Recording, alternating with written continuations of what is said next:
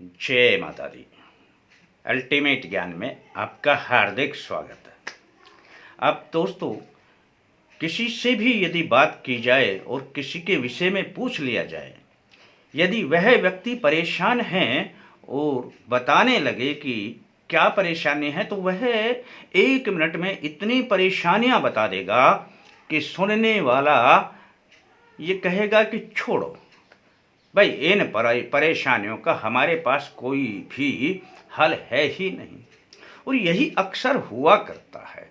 हम अपने देवों के सामने भी जब अपनी कोई बात मनवाने के लिए बोलते हैं, अपनी अर्जी लगाते हैं, प्रार्थना करते हैं, तब ना जाने क्या क्या प्रार्थना में बोल देते हैं। अपनी जितनी भी समस्याएं हैं सब भगवान के समक्ष रख देते हैं। दोस्तों, उस समय आपकी एक भी इच्छा की पूर्ति नहीं हो पाती। आपका एक लक्ष्य होना चाहिए, आपका एक इरादा, एक रास्ता, एक मंजिल एक होनी चाहिए, जिसके लिए आप ध्यान लगाते हैं, काम करते हैं, प्रार्थना करते हैं। वह आपका एक उद्देश्य होना चाहिए। यदि कोई व्यक्ति परीक्षा में उत्तीर्ण नहीं हो रहा है तो एक उसका ध्येय होना चाहिए कि मैं जो काम कर रहा हूँ, कोई भी अपना उपाय कर रहा हूँ, तो मैं बस एक ही बात याद रखूं कि हे प्रभु, मेरी बुद्धि काम नहीं करती, मैं पास नहीं हो पाता हूँ, तो मेरी बुद्धि थोड़ा अग्रसर हो जाए तो मैं पास होने लग जाऊं। इतना उसका लक्ष्य होना चाहिए। अब मैं इसी विषय के ऊपर आपको बताऊंगा कि यदि आप एक कार्य को सोच करके और इस विधि को करते हैं जो मैं बता रहा हूं, यह विधि है भगवान श्री विष्णु को अर्घ देना। और भगवान श्री विष्णु को यदि इस विधि से अर्घ दिया 21 दिन तक, तो समझ लेना आपका कार्य वह पूरा होगा ही होगा। आपने इस प्रयोग को रविवार से प्रारंभ करना है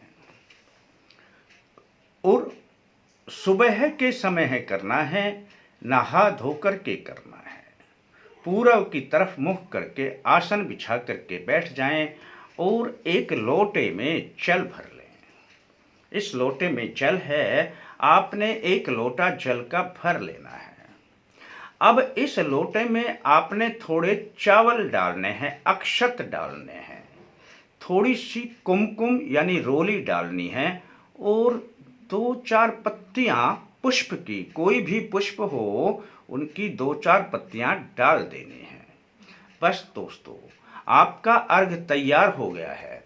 आपने हाथ में इसे इस प्रकार से पकड़ लेना है और आपने बोलना है ओम श्री विष्णु, ओम श्री विष्णु, ओम श्री विष्णु।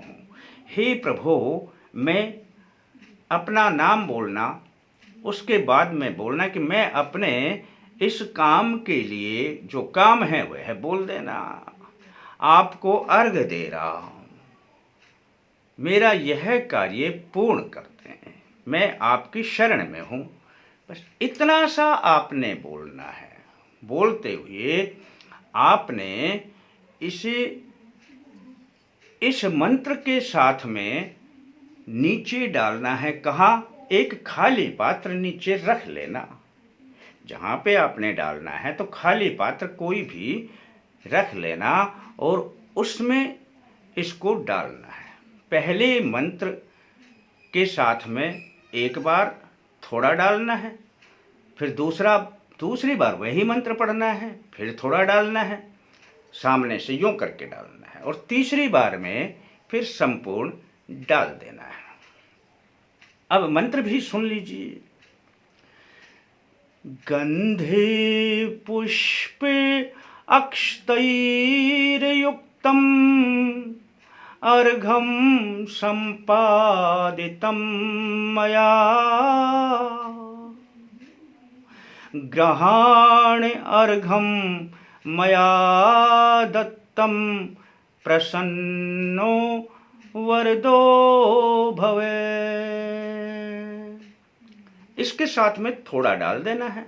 दूसरी बार यही मंत्र पढ़ना है, फिर थोड़ा आगे डाल देना है अपने खाली पात्र में। तीसरी बार फिर पढ़ना है, फिर संपूर्ण डाल देना है।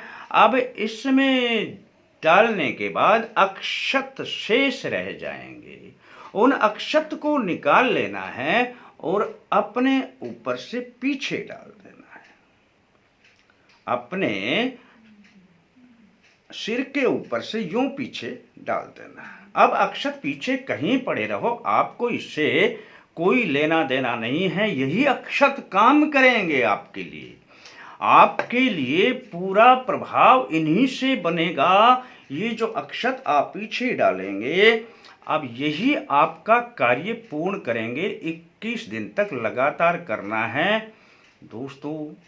अति उत्तम उपाय है, आप इसे करना और इसका पूरा फायदा उठाना।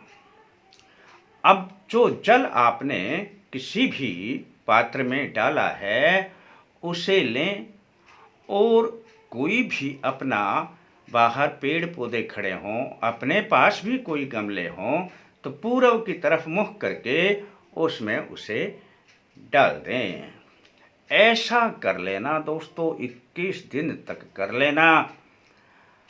आपका जो काम बोलेंगे अवश्य बनेगा। जितने दिनों में बनने लायक वह काम होगा, उतने दिनों में अवश्य बन जाएगा। करें और इसका पूरा फायदा उठाएं। अच्छा लगता है अपने यार दोस्तों को बताएं। आपके लिए सिर्फ इतना ही, आप अपने लाइक का ध्यान रखें। शेष फिर मिलते हैं दोस्तों नए अंक के साथ। तब तक के लिए जय माता दी।